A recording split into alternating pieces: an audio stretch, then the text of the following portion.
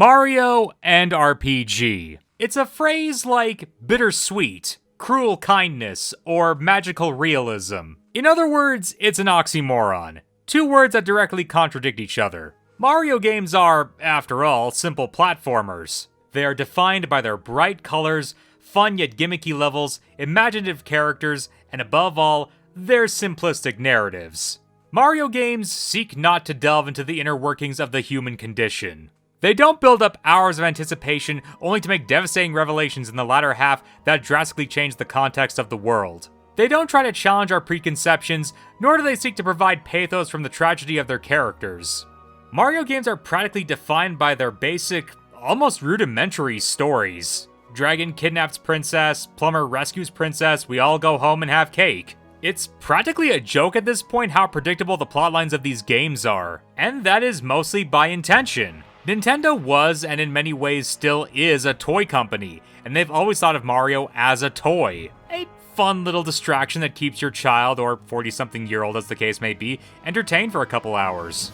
You're not meant to analyze Mario any more than you're meant to analyze Lego sets. Sure, it can be fun to hypothetically pick things apart with your friends, to speculate and create conclusions based on random bits of dialogue, but Big N will never meet you halfway on that, and if they do, it'll be on their own weird terms. RPGs, meanwhile, are entirely defined on their ability to deliver their story, drawing back to their roots as computerized versions of tabletop role-playing games. Tabletop RPGs are themselves games about conversation and narrative building, about constructing ideas and throwing in your own understanding of the world, with some good old random number generation thrown in. And that desire to emulate that experience on a computer is what drove basically all RPGs we know of today, even in Japan. D&D inspired Wizardry, Wizardry inspired Dragon Quest, and Dragon Quest inspired basically every JRPG you know and love. But what about Nihon Falcom? Yes, thank you for pointing that out to me. Your pedantry is appreciated. It's quite nice. Even on the Super Nintendo, RPGs were becoming defined by their intricate and, dare I say, even cinematic storytelling. Games like Chrono Trigger, Breath of Fire 3, Mother 2, Illusion of Gaia, and Star Ocean helped define what storytelling meant in the console gaming market, proving that even these seemingly innocuous things were capable of inspiring and enriching the lives of those who played them. So, we have this intellectual property, defined by its quirky setting and fun gameplay, but ultimately predictable and episodic plot structure and static unchanging characters.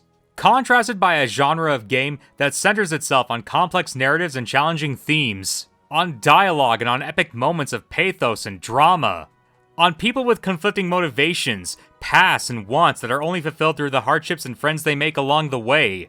A good RPG is like a good book, a bit tedious to get through at times, but infinitely rewarding if you can commit to it, leaving you a changed and hopefully better person after you're done reading. So, how the heck do we have a whole series of these games?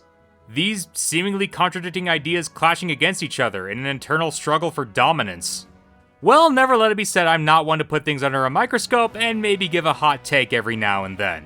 I'm going to be looking at the main Mario RPG titles, most of which are conveniently available on the Nintendo Switch. I won't be looking at every one of them, the Mario and Luigi titles in particular I'm going to be glossing over for the sake of simplicity, but I will be looking at most of the major titles. I hope you enjoy my analysis and the various ups and downs I find in this series of games. As I ask, how can you give Mario a story and have that work?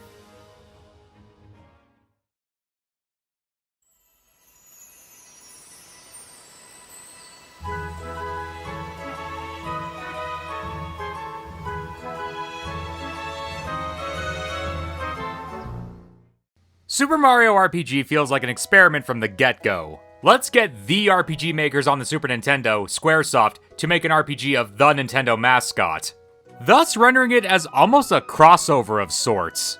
What if Mario tried to be a Final Fantasy game? How would that even function? Would that work? Could that work? Given the game's stats as a cult classic and sleeper hit of the SNES era, you would think the answer would be a resounding yes. Before I continue, I should preface that, yes, I am playing the Switch remake of Mario RPG over the original, mostly for the sake of convenience. The remake is a mostly faithful adaptation of the original, with only some minor dialogue tweaks and obviously a graphical overhaul. If you prefer the somewhat janky, 3D models rendered into 2D sprites look of the original, then by all means play the original if you want. But I think the remake is a fine enough representation of the original. You can play either one. I would say that Mario RPG does a lot right, and that it had a real influence on the franchise as a whole. It's the first real Mario game that I can think of that might be considered self-aware. Not terribly self-aware, but self-aware enough that it's willing to point out its own genre conventions. The game begins with the setup of every Mario game up to this point and beyond. Bowser kidnaps Peach, and Mario jumps to the rescue. Yet there is no World 1-1. Heck, there's no nothing. You can assume, if you want, that a traditional Mario game occurred in between this cutscene and the following, but that would be a reach. Mario simply arrives at Bowser's castle instantly, as if to say, we know how this song and dance goes. Let's just observe Mario in a typical day, doing his typical routine. There's no fanfare to Peach's rescue, no sense of stakes really. The entire mission to save Peach is a tutorial mission, granted as much weight as killing the Rat King in a level 1 dungeon. Because this entire song and dance is played out, even by this point in the franchise. This is just treated as another day for Mario. Beating Bowser and saving Peach is treated as a normal routine we are looking in on.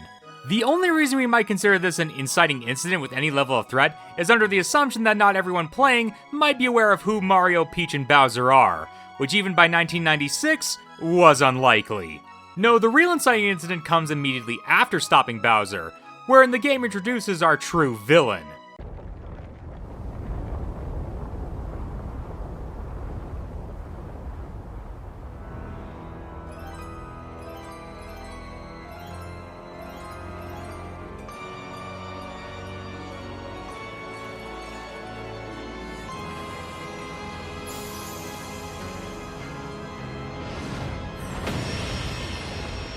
It's quite the remarkable image, honestly. A giant sword falling from the sky, falling into the castle like some perversion of Arthurian myth. It's striking and terrifying, and Exor's dialogue to you is immediately intriguing. The stakes suddenly feel remarkably higher now compared to every other Mario game, because we suddenly have an out-of-context threat. We know who Bowser is and what his minions are, but this Smithy gang are completely new to us. It's truly harrowing to think that all of our assumptions about the Mario universe are being challenged, that the Mushroom Kingdom we knew and grew up with are just a small incidental setting to something much bigger, grander, and more terrifying than we could ever contemplate. It's this promise that Mario RPG gives us. The promise of our beloved Nintendo IP being taken over by an evil interdimensional force. Of our heroes having to challenge that evil and form uneasy alliances. Of the entire Mushroom Kingdom being flipped on its head. It's that promise and that potential that I think really carries this game. It's also a promise and potential I don't think it ever really follows up on. We have a lot of pieces here that work for an RPG setup. We have a series of MacGuffins in the form of Power Stars, similar to the elemental crystals from Final Fantasy. We have an army of machine-like enemies invading and conquering our setting, again like Final Fantasy. We have a princess with healing powers, a brute powerhouse who is a former enemy, a lost prince, and a mysterious loner. We have so much going for us, and yet, so much of this game just feels like the first draft of a complete story. A common reframe that this game tends to get is that it is baby's first RPG. And yes, it is a very easy RPG. But more than that, it feels like the introduction to a lot of ideas one would find in other RPGs, where they are, quite frankly, better executed. And I think what really kills this game's story, however little it may actually have, is just how aimless it feels for much of it. Compare and contrast with one of Square's other Super Nintendo outings, Chrono Trigger. In that game, we're introduced to Marl and Luca, time travel, causality, the apocalypse, and Lavos in a matter of 3 dungeons. We're introduced to our characters and the stakes so early on that we're immediately on board with the adventure. Not to mention still finding time to give proper character moments to Marl, Luca, Robo, and even Frog. That's the appeal of super linear RPGs like this, that you can plot things out this tightly and this neatly, which is sadly not an advantage that Mario RPG capitalizes on. The Smithy gang is introduced by name, but they don't become an active participant in the plot until after you beat an unassociated enemy named Croco and help our first party member, Mallow. You go through a mountain, you fight another strange unassociated NPC named Bello, there are a lot of unassociated enemies in this game by the way, and talk to the Frog Sage. From there, you're made aware only that the stars you find are important and that the Smithy gang are bad news, which are things you probably could have figured out based on context alone. It's only after Bowyer are we made aware of the nature of stars and their purpose, and it's only once we reach the seaside in Spiritovich does the plot feel like it's finally gaining some momentum, only for you to realize we're about 3/4 of the way through this game now. Punchinello and Booster are two bosses that come at you back to back, and neither one are associated with the Smithy gang. Both of them feel like Squaresoft trying to create their own Mario Universe characters because someone gave them a note that Wario was off limits for whatever reason. So many plot detours and cul-de-sacs that feel more at home in an early NES Final Fantasy where the exact enemy and their ambitions were made vague until the end. Which is a strange approach to take in a game that feels like it has such a strong villain faction. I really like the Smithy gang in concept, but their execution just feels half-baked. In fact, I think those two sentiments describe a lot of my feelings on this game. I like a lot of this game in theory, but a lot of it is just not there yet. We're never really given the stakes of the adventure, at least in a concrete way. We see the Smithy gang take over and terrorize 3 Toad villages throughout the game, but they feel less like an invading force and more like a bunch of pranksters. We don't know what their goals are outside of jumping around on buildings, inflicting paralyzing arrows, or tickling elders. It especially feels dissonant when we get some dialogue and setup in the later half of the game. Some of the Smithy generals start to adopt corporate monikers like manager or clerk. Spiritovich talks about getting a promotion, and when you go to Smithy's dimension, you witness a truly terrifying proposition. All of those generals you've been fighting up until now, they're not unique. Each one is a molded, weaponized automaton sent off in a production line. If you had trouble with Spiritovich as a kid, then I can only imagine what realizing there could be hundreds of Spiritoviches does to you. Clay Morton, Bowyer, the Axum Rangers, they're all mass-produced weapons that could potentially number in the millions. An entire interdimensional factory of evil alien robot invaders who are threatening to jump on your house and freeze you in place with arrows. The Smithy gang starts out as just a bunch of pests and hooligans, and then goes, aha, we're actually a giant militarized corporate force, without ever implying that might have been the case at all or elaborating on what that actually means. It just expects you to find all this and be intimidated by forgetting about their earlier antics. Now, I'm not saying that the Smithy gang should have been sending Toads to concentration camps and committing war crimes. But what I am saying is that there's an incongruity with how the gang presents itself early on versus later. As though Clay Morton and Bowyer were faulty in some way. We don't even get any idea of what the gang would do with the star pieces if they got them all, or what their conquering of the Mushroom Kingdom would even look like. You can just imagine a more tightly written game presenting the Smithies as a corporation and lean into that. Building industrialized cities over the humble Toad and Mole villages. Giving the people of the Mushroom Kingdom 9-to-5 jobs, and peppering into their dialogue slang like downsizing or maximizing productivity.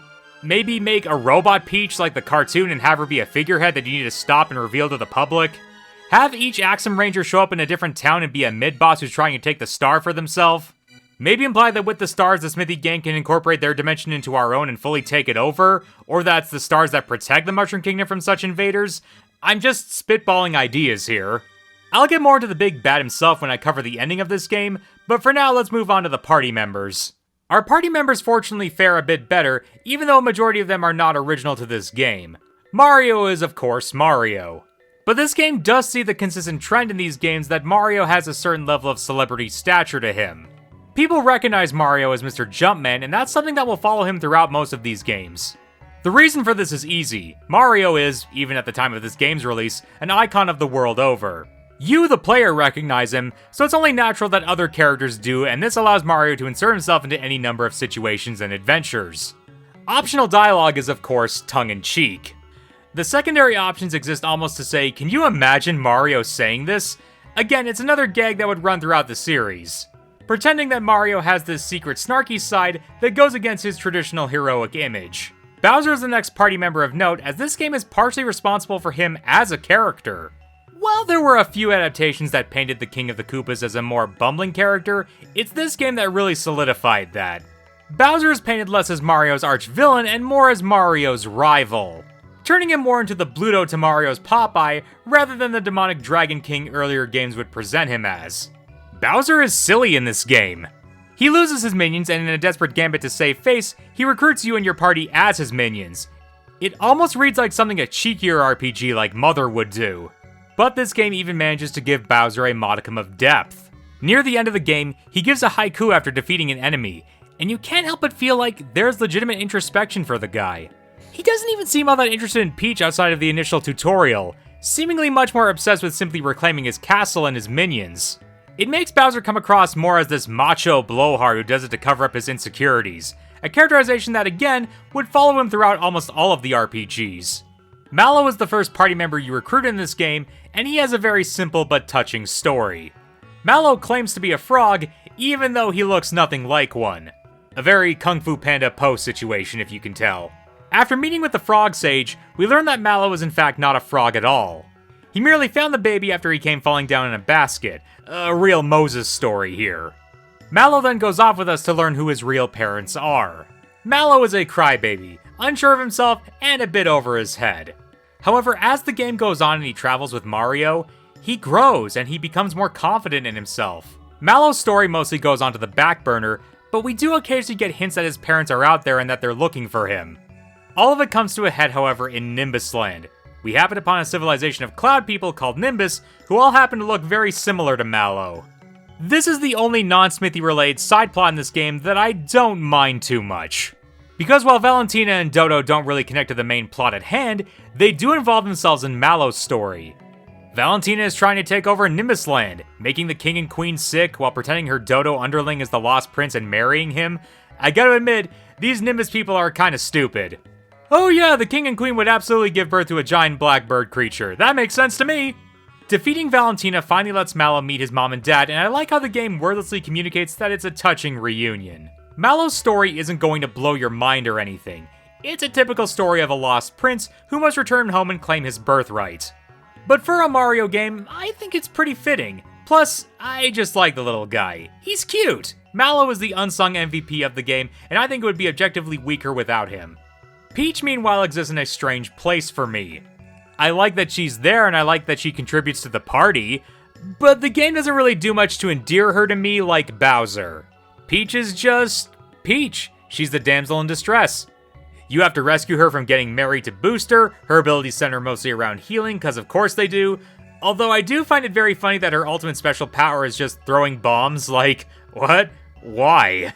The most noteworthy thing she does in this game, outside of the bomb thing, is that she pulls a Garnet.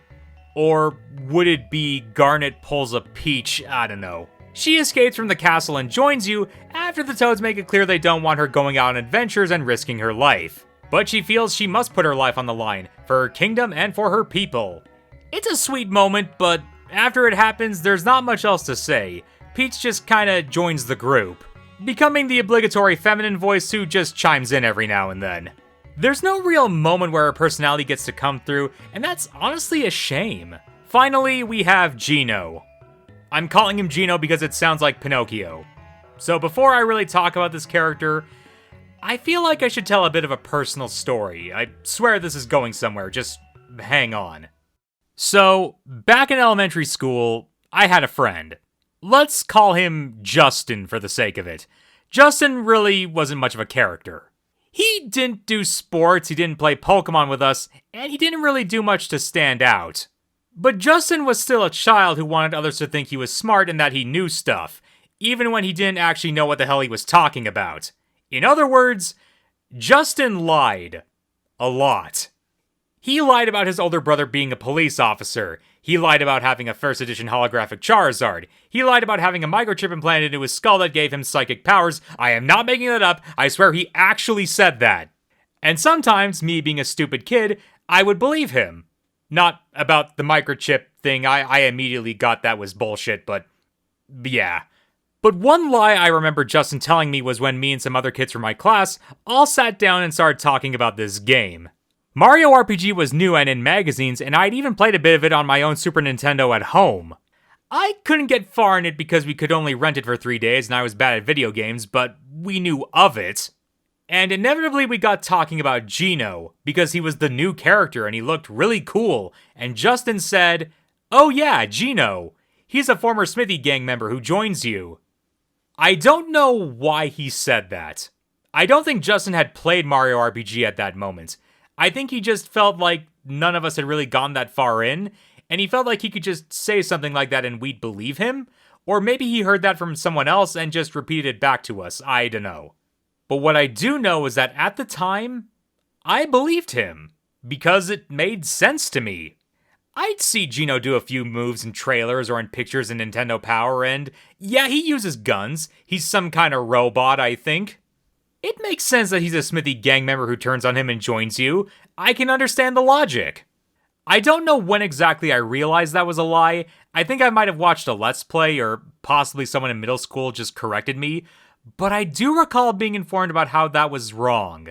And the only reason I bring up this story now and tell you about this dumb shit that an elementary school kid said to me one time is that playing this game now, I can only think, damn, why is that guy who lied to me in grade 3 a better writer than these guys?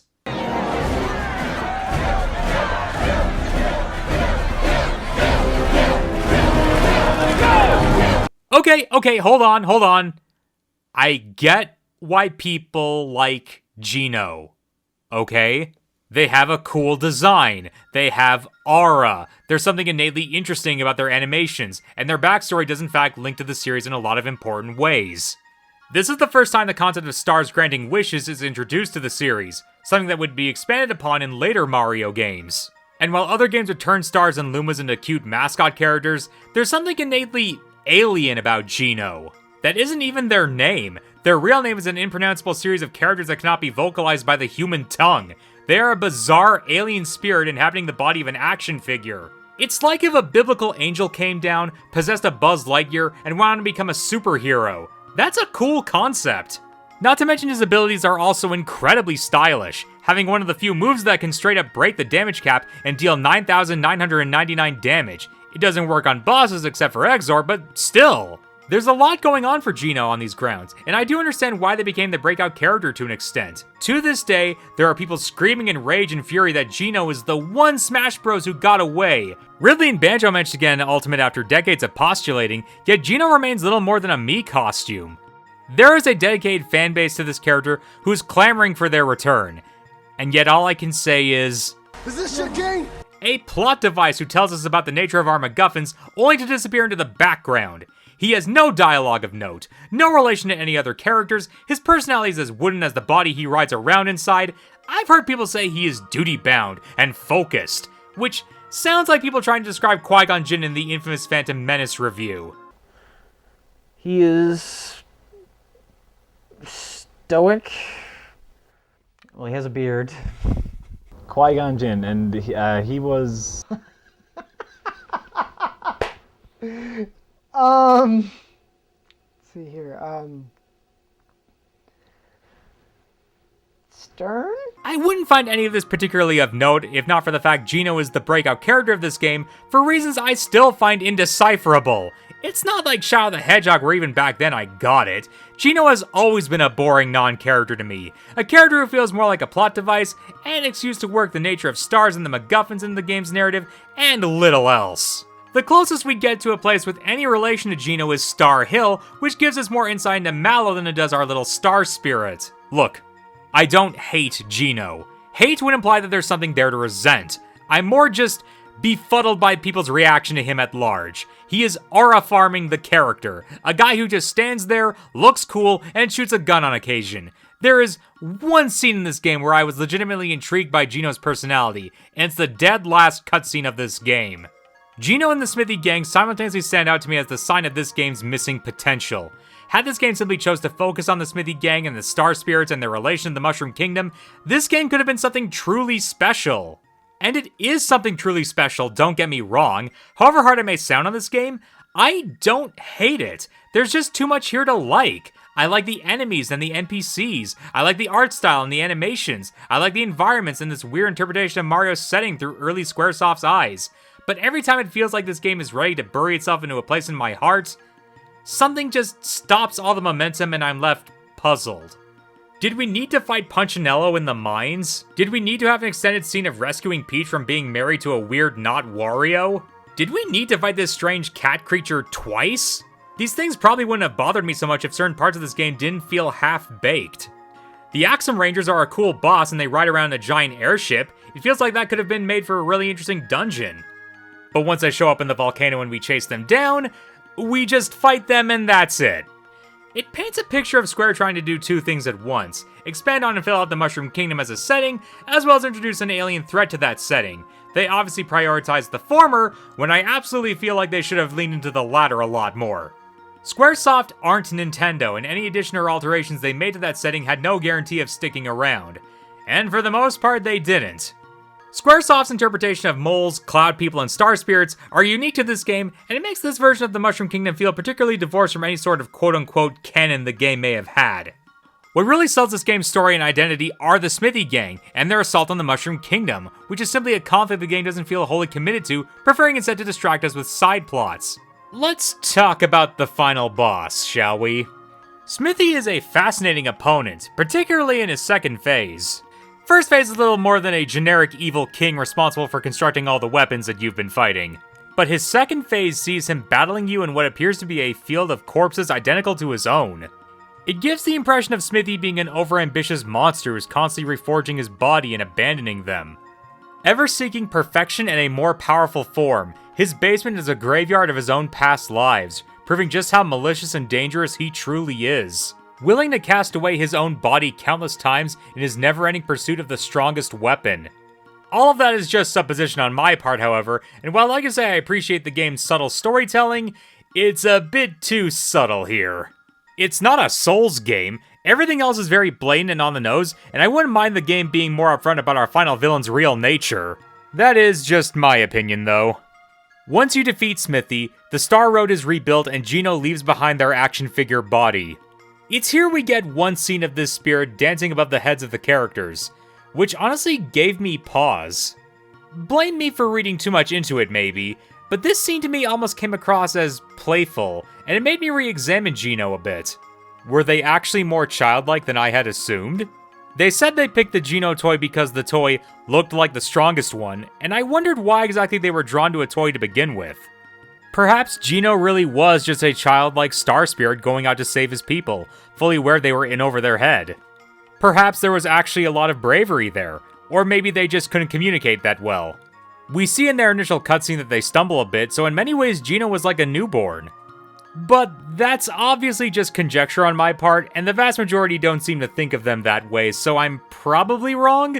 Or maybe I'm just thinking of another star spirit in a game we'll be getting to very quickly. Every game genre or series has to begin with a first step.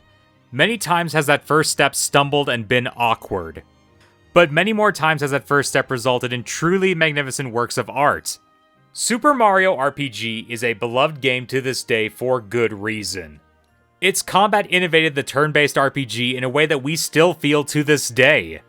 Its setting is a unique interpretation of the Mushroom Kingdom never seen since. Its characters and bosses are, if nothing else, memorable. But some people will say that this game did no wrong, and I personally don't agree with that. There are simply too many bosses and set pieces that just don't amount to much. The titular 7 stars feel like a meaningless objective to check off a list. The game far too often prioritizes adding its own ideas to the setting than building on its much more interesting foundation. Certain plot points and characters feel woefully underwritten.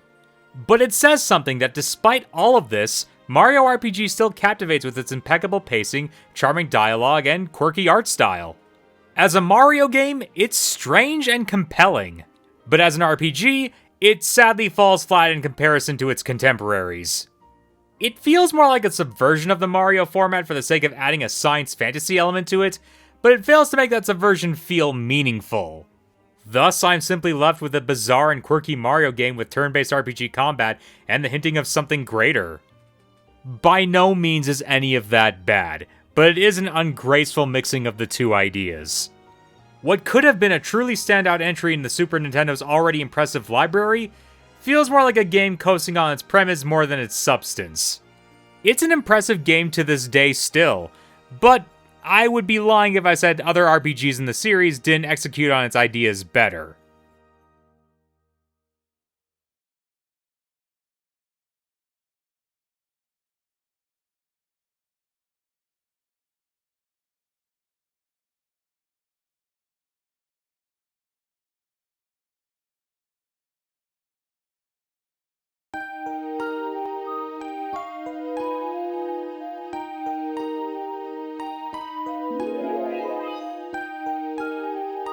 Paper Mario 64's intro and premise feels like a perfect escalation of the Mario formula. So much so that Mario Odyssey borrowed from it whole hog. Having Mario lose to Bowser early on is a natural way to tell us that this is not a typical day in the Mushroom Kingdom. I lost. Wait a minute, I'm not supposed to lose. Let me see the script. It's not a bizarre, out-of-context threat either, at least not innately. Bowser has attained the power of the Star Rod. Wonder why he didn't have to fight Nightmare. Anyway, with this power, Bowser is now invincible and has in essence won. Mario is thus in a position of weakness that we normally don't get to see him in.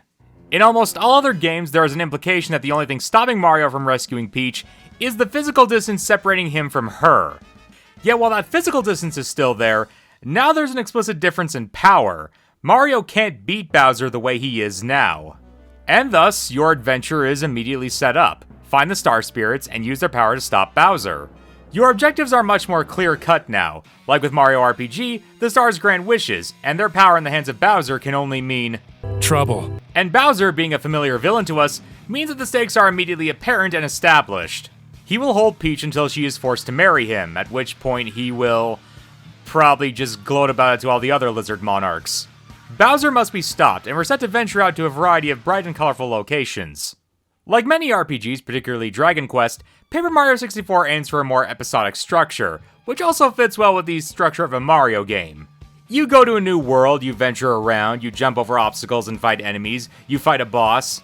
Grassland, desert, haunted house, toy box, island, all of the usual Mario levels are here and present. Sort of. Each chapter has its own unique setting and plot setup, and the most amount of partner characters of any Mario RPG to this date.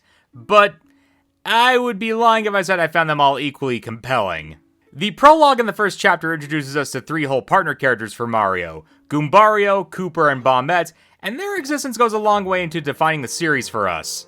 We now know that not all Goombas, Koopas, and Bob-ombs serve Bowser. These aren't just faithless mobs who exist solely to stop us on our mission to save the princess. They are people, they are a race, they have identity. They have personalities and motivations that exist outside of the traditional loop of platforming we've come to expect from the series. That, in and of itself, goes a long way to fleshing out the franchise. While Mario RPG hinted at this in Monstro Town, this game more or less confirms it. Mario's ability to form alliances with these former enemies is partially what makes these games interesting. Although, sadly, for this particular entry, I think that's all a lot of these partner characters have going for them. Goombario has a family that supports him, and while that does help in fleshing him out, it doesn't really define him.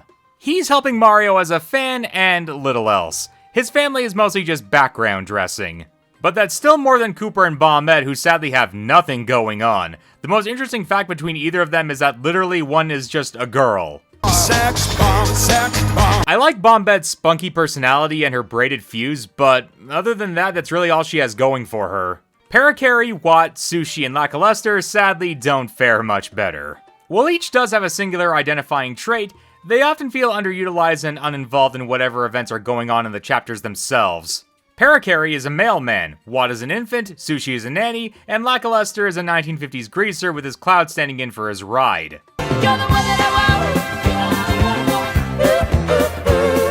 They may stand out in the moment, but outside of bending over backwards to imagine their dialogue with each other between fights, there isn't much to actually speak of for any of them. Lackluster has a girlfriend and he was a minion of Bowser before joining you, but as your last partner character, he doesn't exactly do much to endear you. I feel like had he replaced a certain other character as your quote-unquote rival, his face turn might have been more compelling.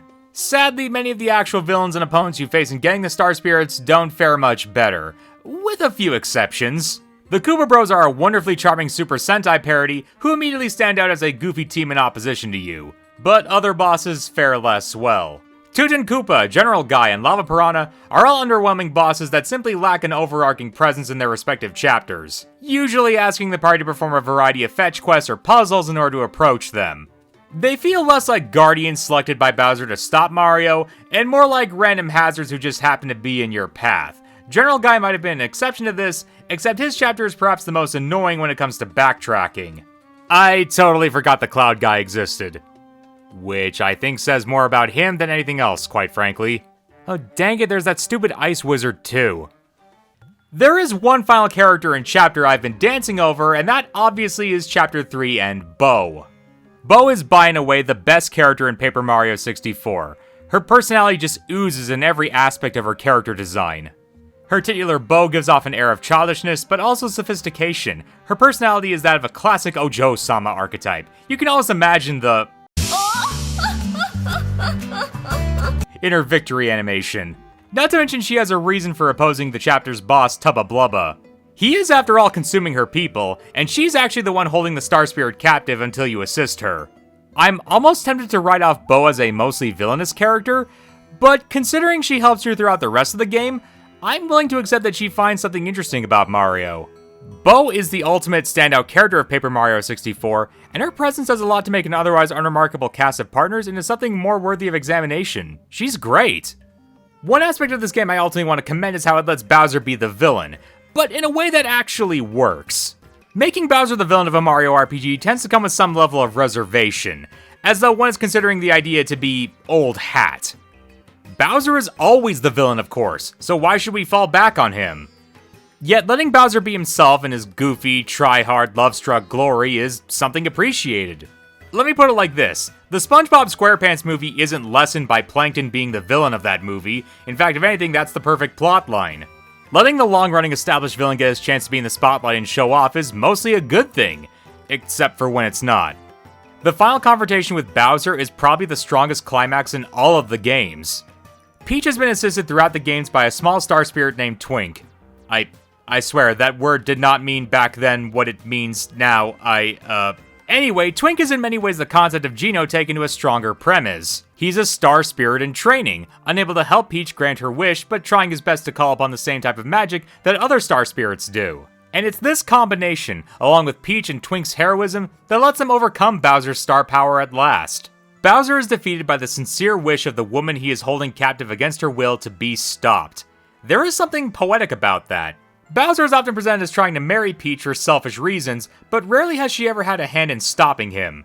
In games where she isn't playable, anyway. Defeating Bowser is something Mario has done constantly, but this is the first time it feels like he's truly overcome his long-term rival and bested what seems to be his most surefire plan yet. Because of this, Paper Mario has a certain scope to it as a Mario game that simply doesn't exist for other games in the franchise. And it's thanks to that I have no trouble calling Paper Mario 64 the best Mario RPG that understands it as a Mario RPG. It's not treating the RPG elements as though they're separate from the core concept of Mario, or like there's something that must be expanded upon. It takes the concept of Mario and RPG and combines them, creating a turn-based RPG that has the writing, world building, enemy placement, and structure of Mario, with a somewhat compelling story on top of it. It is a game that delivers on a Mario RPG, and it deserves recognition for that at the very least.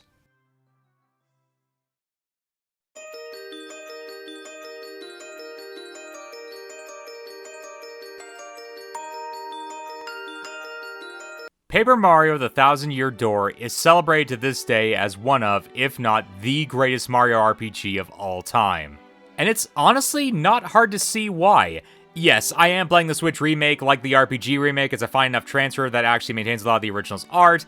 Again, if you just prefer the original's look for whatever reason, then play it, but this remake is a fine enough version of the same fundamental product. The Thousand-Year Door immediately sets itself apart from its prior two entries by moving us away from the Mushroom Kingdom. Mario's world is already implied to be vast and expansive, and this choice helps in establishing the setting as being somewhat divorced from the typical Mario fare. Peach has been kidnapped, again, but not by Bowser. This time by a secretive organization with a technological theme known as the X-Knots, aka the Cross-Knots, aka the Key-Knots, aka the Knots. Their goals and ambitions lie behind the titular Thousand-Year Door, which can only be opened with a group of mysterious artifacts called the Crystal Stars. It is once again a setup as old as time itself, and the game thankfully takes little time in putting us out there. We go to different worlds, find the MacGuffin, fight the boss, save the day, and rinse and repeat until our final climatic showdown. Structurally, it is identical to Paper Mario 64, but in terms of content and execution, it is refined to a mirror sheen, taking cues from both its successors, as well as a whole bunch of other games. While the partners in the prior two games I sadly found somewhat lacking, the party in this game is firing on all cylinders. Koops may be identical to Kooper mechanically, but the fact that he has a place in this setting and a series of relatives and relations make his story infinitely more compelling than Kooper's ever was. Koops has a girlfriend, a father he's hoping to avenge, a nemesis in the dragon who's been terrorizing his village, and that's just his story. We have Admiral Bobbery reflecting on his lost love Scarlet. We have Goombella and her relationship with the professor, who guides us on our journey. Even characters like the baby Yoshi, who ultimately have little relation to the world itself, we develop a relationship with in giving him a name. Miss Mouse is not only an optional party member, she's not so secretly the bad shop owner, and we meet her several times throughout the adventure as well. And then there's Madame Flurry, who I sadly found to be the least interesting party member. Her design is, weird. I'm just gonna say that.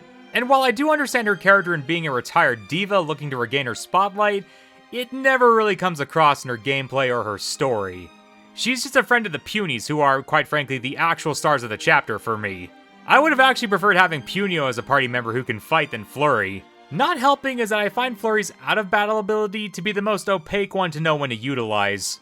But once again, the quote-unquote ghost party member stands out as the best. Vivian has a direct connection to a group of antagonists in the game. Not only that, but said antagonists are arguably the real masterminds behind the whole endeavor, making her connected to the final boss in a way that legitimately caught me off guard the first time I played it. Vivian is tormented by her sisters throughout the first half of the game too, making her face turn all the more emotional. We want to see Vivian happy and breaking free from her abuse, and her attaching to Mario is a cute resolution to that arc. I'm not really going to get into gender on this video, as there are people better equipped to talk about that. I'll just say that it's really cool to have a character like Vivian in a Mario game at all. Thematically, the Thousand Year Door is much more focused on the RPG aspect of a Mario RPG. Its setting speaks to ancient curses, heroes, magic, sorcery, tales of great deeds, you know, all that stuff. There are bards that give us backstory into the strange demonic beings that curse us, and I don't even want to say what that backstory is in case you haven't found it in the game yet.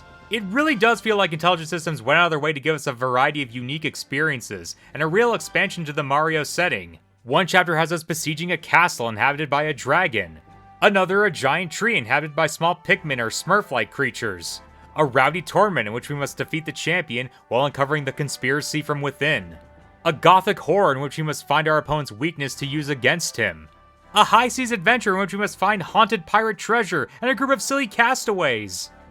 With Gilligan, the skipper too, a millionaire and his wife, the movie star. When I say this game feels like a refinement of everything before, including Legend of the Seven Stars, I mean it. I don't think it's a coincidence that both Blue Stars and Mario RPG and the Thousand Year Door involve facing off against the reoccurring bad guys of the game, only for our prior pirate antagonists to step in and assist us with our fight. Yet I'll admit, this one feels slightly better set up than the SNES outing. Backtracking aside, I should say. The train chapter may be one of the most boring and simple chapters narratively and mechanically, offering us little more than a series of fetch quests, a mini dungeon, and a boss fight that, quite frankly, feels like it was just tacked on there to give us an excuse to fight something. Yet, I'd still walk away from it as a memorable chapter, if only for the novelty of it all.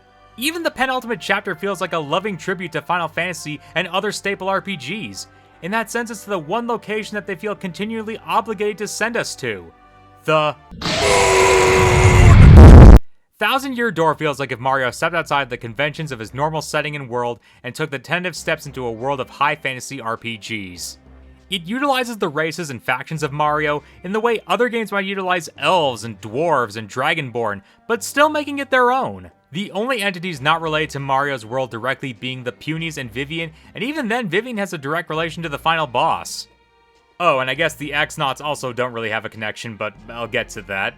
In this way, this game feels like an epic RPG adventure where our silent protagonist just so happens to be Mario. There is something to be said there, but we'll wait for the next game to really delve into it. And there's still enough association here that I can still wholly call this a Mario game. We even have a group of villains with a more technological bent to them, less of the traditional evil kingdom of Bowser, and more of the evil secret society type of villain one might see in a tokusatsu show. Many fans of this game tend to point to the X-Nauts as a point in its favor. After all, they're a breath of fresh air compared to Bowser, right? While I can see the argument, however, I think the X-Nauts as a villain group, they unfortunately fall short for me. Not that they're an uninteresting group or that I don't think they work for what they are, but in terms of just being a generic antagonist force that exists to oppose Mario at random intervals throughout the story, they're adequate. They're acceptable. they get the job done. But that's sadly all they do. Geno serves as the head of the organization, the competent leader making his plans and plotting his next move, while Lord Crump serves as the face and the muscle of the organization, more directly in opposition to Mario and more actively fighting him at every opportunity. Grodus is smart and competent, able to outmaneuver Mario in several key places, while also utilizing his capture of Peach to good effect. Crump, meanwhile, is more bungling and more easily bested, as he is the one who must get his hands dirty. Many will argue that Grodus' plotting and abilities make him a much more intimidating enemy than someone like Bowser, but sadly they only make him less interesting to me. Bowser is both clumsy, silly, temperamental, and capable when the time calls for it. He can in fact contain multitudes, and this makes his various failures and triumphs both funny and unpredictable. You never know when Bowser will pull out a new power or ability or item and manage to do something you didn't expect, especially when you remember all the times he's bungled an obvious win. Grodus, meanwhile, is much more invested in saving face, as it were, which makes his obvious failures all the more jarring. He keeps sending out Crump and the Three Shadows because they're all he has despite their own obvious failures, which makes his threats of "this is your last chance" feel hollow. Yes, this is Crump's last chance, and then what? We fight him ourselves and then he's not any tougher than Crump. The smartest thing he does is threaten Peach's life until we submit to him. That would go a ways to possibly redeeming him, if not for the fact he also fell for what I like to call Bad Dr. Eggman syndrome. Yes, this cackling witch told me that if I awaken this ancient demon, it has to obey whoever awakens it. There's no way this thing could actually just defy me once it... well, nevertheless. Grodus' attempts at being a more serious and threatening villain makes his ultimately generic motivation and plan of taking over the world and awakening an ancient evil under the wrong-headed assumption he could control it all the more laughable. He is smart, serious, and competent, right up until it's necessary for the plot to make him stupid and two-dimensional. I mean, in terms of his personality, not his... oh, you know what I mean. It also doesn't help that our actual bad guy in the end is likewise just a big evil monster lady who seeks to cast the world into darkness. She is Chaos, she is Necron, she is... any given big evil monster that comes in at the end to oppose our heroes. She is an obstacle first and foremost. The only noteworthy aspect of the Shadow Queen being the body she winds up possessing, which... okay, I need to say something here. I am not a prude. I do not think this game has done anything amoral or offensive. I don't think it's corrupting the minds of anyone. I don't think the creators had any sneaky or ulterior motives. But with that said, Princess Peach undresses more than once in this game. Like, just straight up gets butt naked. I feel like that's a weird statement to make. Princess Peach in this Mario game has to get naked on more than one occasion. Like... can't even justify this magic invisibility potion making your clothes invisible because raisins. Just lean into the weird voyeurism, I guess. Just don't look, okay? That's just something I needed to point out, otherwise it was going to eat away at my gray matter like a parasitic leech. I don't know what exactly was motivating the team behind this game to do all these things with Peach, but it does lead to my belief that I find Peach's relationship with Tech, and thus the climax, to be a lesser form of Twink. Twink was ultimately a child hoping to accomplish his mission as a star spirit, and the climax saw him fulfilling his duty by granting Peach her wish. Tech is, by contrast, a machine who is learning to gain emotions, yet his emotions for Peach are solely romantic, and it leaves me a bit concerned, especially when, again, she is regularly undressing in this game. I'm not sure what to make of Tech's personality or growth, when the imperative for such seems to be just as easily inspired by lust as it is real love. He only opens the door to talk to her after she takes a shower in which he can observe her. He has barely even spoken to Peach, and the two don't have any sort of real relationship. Look, I'm just saying, if Tech was a normal human or an X-Naut or some regular guard meant to protect Peach, this whole thing would be kinda creepy, right? Likewise, the climax feels somewhat unearned. It's established that the crystal stars are non-sentient sources of power. They can just as easily be used for evil as they can good. There is no real will to them. So why would they suddenly turn on the Queen and render her vulnerable? The ending bit of everyone cheering us on and saying for us to not give up feels more like it's doing so out of obligation than any real setup for how this scenario could actually happen. Persona 5 set this up better than this game, and that's saying something. But with all that out of the way, let's summarize. Paper Mario: The Thousand-Year Door is a great game, arguably the best Mario RPGs have to offer. Its characters are overall memorable. Its setting and set pieces are unique, Its plot is a departure from the classic trials and tribulations of the Mushroom Kingdom. It is a wholly fascinating and worthwhile experience among Mario games, and it is absolutely worth your time and effort to play it if you have the means to. It absolutely comes with a stellar recommendation. The only real flaw it has is that its villains are ultimately uninteresting and not fleshed out, which ironically puts it in direct contrast with the final game on our list.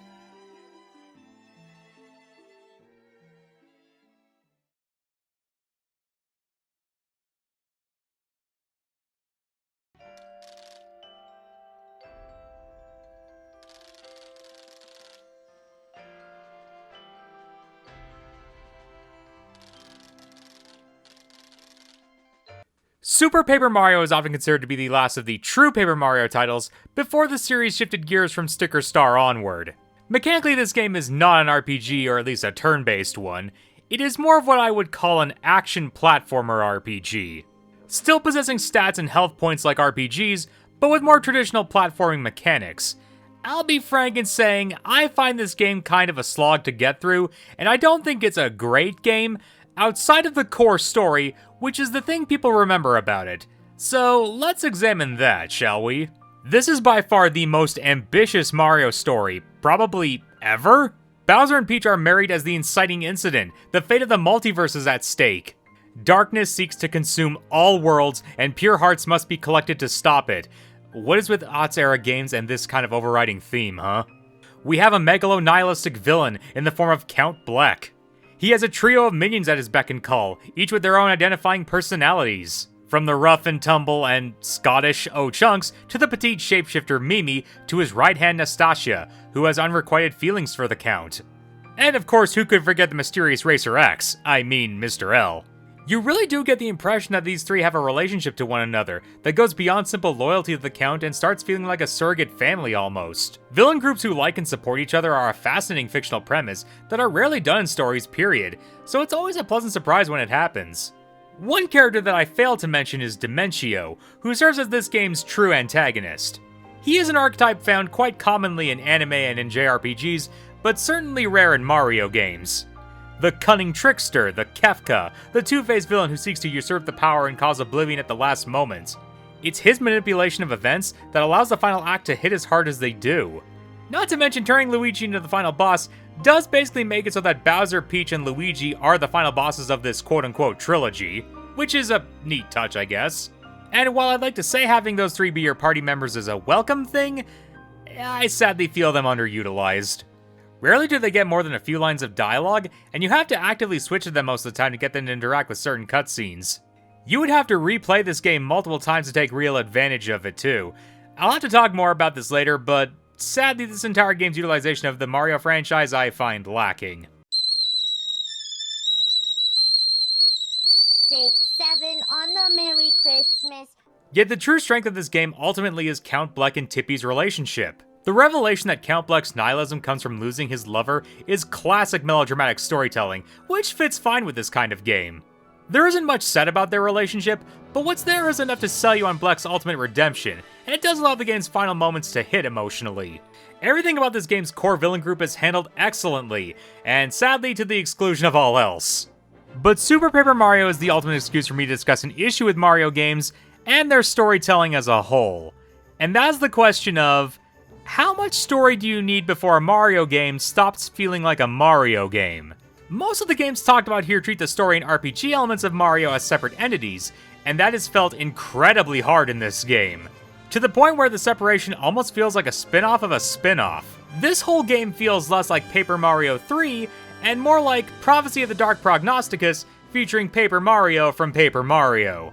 The story of Timpani and Blumiere take up such a fundamental part of this game's plot that Mario is simply looking in on and watching alongside us, as if he were in fact a self-insert point of view for the player. It almost feels like the inversion of Legend of the Seven Stars at times. Instead of the RPG invading the Mushroom Kingdom, Mario has come to a whole new dimension where there's a high-drama RPG plot going on. And this begs the question, what makes this a Mario game? Mechanically, there's a lot. You jump on Koopas, you platform, you go through 8 colorful themed worlds, you fight bosses, you reach the endpoint, you collect MacGuffins to stop the villain. But setting, story, and tone-wise, this game feels like a totally separate story that Mario is simply guest starring in. You could replace Mario with Link, or Samus, or Donkey Kong, or Kirby even, and nothing fundamentally about the plot of this game would really change. You could argue that was an issue with Thousand Year Door, perhaps, but Millennium Door also made sure to utilize Mario enemies and characters smartly. It still felt like it was interacting with the same basic world. Super Paper Mario has so little connection with the Mushroom Kingdom or any kind of Mario setting that it almost feels like an original IP forced to have Mario inserted into it for direction or marketing value, a real dinosaur planet conundrum. But while that degree of separation sounds as though it's being levied as a criticism, it's actually not. Because if the story's melodramatic tone and more operatic characters were more distinctly Mario, we might start hitting at certain problems. Melodrama and the associated parts are quintessential to the RPG experience, with some of the more infamous moments being built into their very fabric. But do those aspects reflect well in a Mario game? And my answer in general is no, or rather, I don't want them to be. Melodrama has become an integral part of other side-scrolling mascot platformers, particularly Sonic, and sometimes that works, while other times it doesn't. Also, if you're about to comment below how Sonic 06 is a misunderstood gem, no, and I don't care. Mario, on the other hand, has kept a consistently lighthearted and whimsical tone throughout all of its games, never really choosing to indulge much in the emotional plights of our characters and their greater wants and desires. Peach isn't about to break into a Howard Ashman-style I Want song any more than I am. And that is a conscious decision that Miyamoto and Mario's other creators and producers have made, even in their animated outings. And I'm perfectly comfortable with him staying there, as that other path is simply treacherous. Creating a more serious story for an inherently silly and nonsensical premise like Mario is fraught with peril, and treating it too seriously has the risk potential of making the entire endeavor feel poorly written and badly thought out. I suppose this is something people may disagree on. There are undoubtedly people watching a video just like this one going, "No, give me melodramatic Mario. I want Mario characters to pontificate on the sanctity of life. I want Peach to contemplate whether she truly loves him. I want Luigi to struggle with feelings of inadequacy. Give me all of that." And my words to those people are, you can't put that genie back into the bottle. Again, look to Sonic. Sonic as a franchise has long been divided between his existence as a furry Scrimblow mascot character and a dramatic furry soap opera, and it's left his fanbase entirely divided. Mario fans may argue about certain game styles and the interpretations of its loose and non-committal continuity, but in general, we accept who Mario is as a protagonist and what kind of games we're getting out of Mario. Which makes Super Paper Mario's value as a novelty something precious, something that we must hold the virtue of temperance about.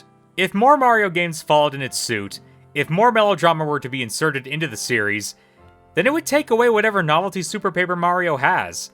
And that might be the only real excuse Mario has to be here to begin with. It's amusing to see a Mario game with this kind of plot and this kind of characters and stakes, but I wouldn't want it to be the norm. It doesn't cross a line, but it does tap dance uncomfortably close to the line, which I think makes it all the more noteworthy. Blumiere and Timpani's story might be unusual, even unfitting for a Mario game, but I do appreciate that it's there to begin with. It feels like it was born out of accident, inspired by a developer allowed to let loose, and by that merit, I'm okay with it existing. I just hope that the lesson we take from it isn't that we need more games like it.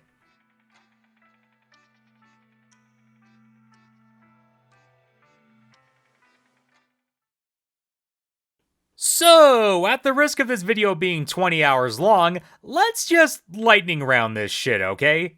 It's as bad as you've heard. Didn't play it, but I hear it's bad. Played a bit of it, didn't like the combat, but I've seen bits of the story and it's got some neat stuff going on. It's good. It's alright. It's good. Didn't play it, I hear the pacing is bad. Didn't play it, I hear it's not good. I hear the pacing is bad, but the ending is actually pretty good. Didn't play it. Each of the Mario games I looked at have an interesting approach to that all-important question. How do you combine Mario with an RPG? And the answer seems to be a bit divided. 7 Stars treats the RPG-ness as an invading force in a figurative crossover. Thousand Year Door and Super both treat the RPG-ness as a world that Mario is entering into and exploring. In TTYD at least, it's more connected to the Mario franchise, but still a new venture for him. This is why, for my money, 64 remains the most quintessentially Mario RPG there is. It is the game that utilizes the aspects of Mario and the Mushroom Kingdom and filters them through the lens of an RPG. This might make it the platonic ideal of a Mario RPG, even if I confess other games borrowing its structure might get boring fast. Each of these games ultimately does something right in my humble opinion. 7 Stars has the best pacing, being a series of linear corridors where no given chapter overstays its welcome. 64 has the best tone and plot, being a true-to-form evolution of the Mario franchise given proper stakes. TTYD has the best partner characters and chapter plots, each being unique stories that flesh out the world and help create fun interactions. Super has the best antagonist and climax, almost to the point where it doesn't fit the actual tone of the game. And between these things, I do feel like there is a gold standard of role-playing game set in the Mario universe that we have yet to truly see. A real evolution of the Mario RPG lineage that could establish the Mushroom Kingdom as a setting for storytelling. Or they could try another paper gimmick and make us backtrack again. Oh well, c'est la vie.